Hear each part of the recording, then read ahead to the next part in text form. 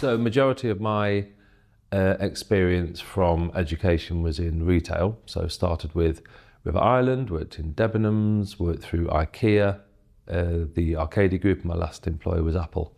And every role I've held throughout my career has been supporting others, helping others, coaching others. It's always been my kind of go-to.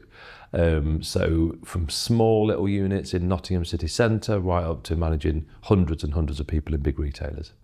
I think my experience of being managed by amazing managers and not so amazing managers kind of helped develop my leadership style.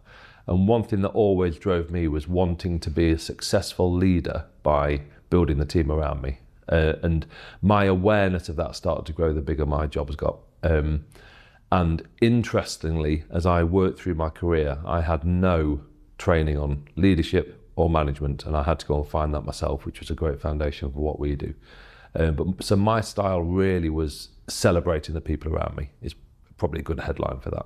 So when I was in industry, I would always lean towards L&D, training, coaching and supporting. It was something that I really loved in my career.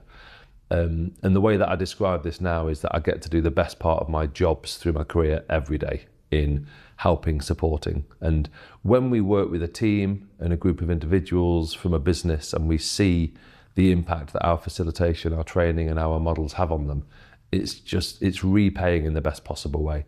And I know a lot of people say it's the best job, but this legitimately is. You know, being able to leave a legacy of impact on people that will last all of their life is, there's no better place to be. I think individually we hear a lot of imposter syndrome. We definitely hear that people never have the opportunity to think about themselves. They never hit pause on their busy days to actually ask how they are doing. They don't look inwardly to understand what their opportunities are. They're not aware of the impact they're having on others, whether that's good or bad. And I think that's a real theme, and raising their self-awareness and emotional intelligence is the biggest impact that we have, as well as all of the content we use. But I think that would be the overarching theme again with individuals is them just not truly seeing how impactful they are. I think the key outcomes that we see with customers is we see a genuine culture change in businesses that is driven from the behaviours of people that are more self-aware, more emotionally intelligent.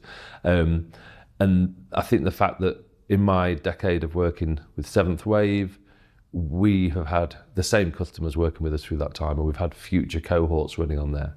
So what we then get is a common language in use. So if somebody has to have a difficult conversation or they are struggling with their time management, then the legacy clients that have been with us in that business can refer back to the content because it's the same journey that their team are going through now. I think any Seventh Wave facilitator will probably refer to Workshop 6, which is where the individuals present back the impact of their journey to their senior leadership team and each other indeed throughout the room.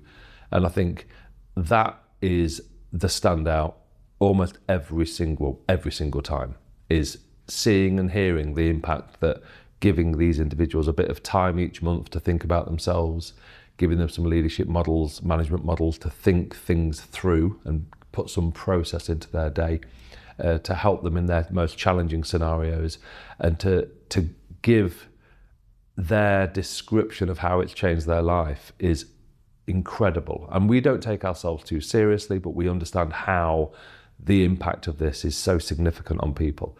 I get emails personally from individuals on my cohorts mentioning phrases such as, "This has changed my life," "This has saved my relationship." And when you read that, it's humbling and it legitimately gives you goosebumps. It's just phenomenal.